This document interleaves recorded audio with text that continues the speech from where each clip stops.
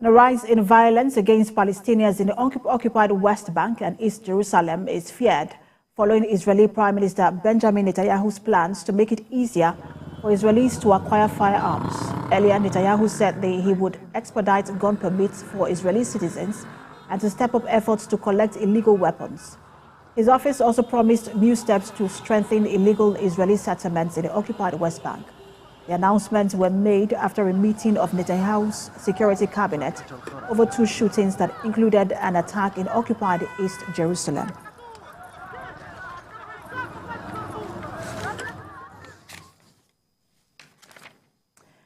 And joining me now to speak on this is Global Affairs analyst Nweke. He joins me from Belgium. Good to have you join us. Thank you, Precious, for having me. We've been following steadily how tension has been rising steadily in that region, especially the Israeli-Palestinian conflict. Talk to us about the implication of these new policies. He's going to expedite gun permits for Israelis, and then families of some people who have been termed terrorists will have their identity cards also withdrawn. Well, it doesn't surprise, watchers that the conflict is escalating since about a month now, when the new government, came to power. The figurehead of that government is Benjamin Netanyahu, but we do know that he was helped to power by very hardline extremist Israeli politicians who didn't make any secret of the fact that, their plan is actually to subdue the Palestinians and actually expand the occupation of West Bank. Now, what we have seen playing out in the last week or so is the fact that, of course, the Palestinians had to fight back. And in doing that, the latest now is that Benjamin Netanyahu, the Israeli leader, has now, churned out a policy of making it easier for Israelis to actually own guns. Essentially, what that means is that he is directly and indirectly telling Israelis to simply shoot Palestinians outside. And I do not know how that is going to help the issue, but I think watchers are very, very much worried about the turn of events in that part of the world. Mm. And once this law or policy comes into effect and more Israelis are able to own guns, how bad do you think things will get? Well, they are definitely going to get pretty ugly because, as you know, even now that it is the Israeli soldiers that are shooting the Palestinians, the Palestinians haven't rested. Terrorist attack, continue, to rise. Palestinians are getting more and more resistant to the war. So essentially what we are seeing, or what we can envisage, is from escalation to full-blown war if nothing is done and done pretty urgently.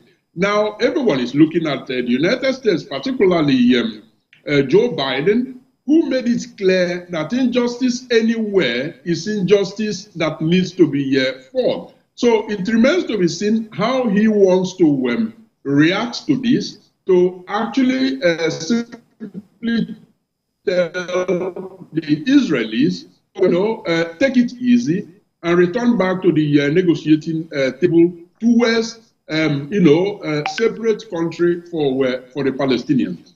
Mm. We know that Antony Blinken is now in Egypt. He is expected in Israel and Palestine anytime soon, beginning today.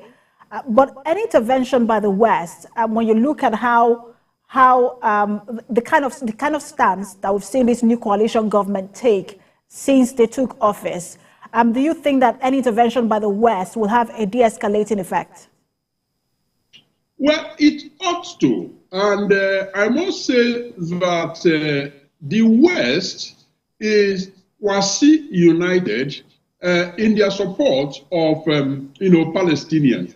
I mean, nobody is saying here that Palestinians are saints. Far from it.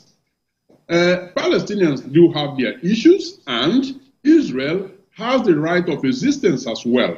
And that is essentially the position of the West. But there's going to be some give and take here. There is absolutely no need for actions that escalate the situations to take place. And essentially, that is where the coalition of the Western countries, the EU as a bloc, but also, countries of NATO, that is essentially what they are saying. And one would expect that behind the scenes, intensive negotiations are going on with the Israeli government, headed by Benjamin Netanyahu, to actually take it easy, because that is the only way, peace could be preserved. And one should have measured optimism that, things will not get as ugly as it will get with the intervention of the Western alliance. Let's say, hopefully, the visit of the U.S. Secretary of State is able to de-escalate tension in that part of the world. But when you look again, I keep repeating the fact that since this new coalition came into office, we've seen the level of escalation and tension between Israel and the occupied West Bank. What do you think that this particular coalition mean for Palestinians for as long as they are in office?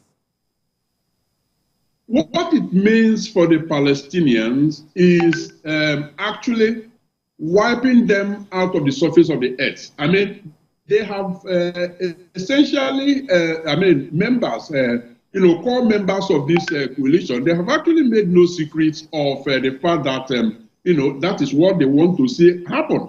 And it is being played out through some of these, little pieces of policies that Netanyahu is actually being forced to start implementing. So we might be dealing with the tip of the iceberg here. Now, what may happen, I think it's difficult to, to the U.S. Secretary of State Blinken, definitely will help to reduce the tension. I'm not saying wipe the tension away. It will help to reduce the tension, and they will continue to talk to the hardliners in the hope that, their message has been heard, and that they will then begin to negotiate a settlement. Global Affairs Analyst Collins Nweke, always a pleasure to have you analyze these issues for us. Thank you for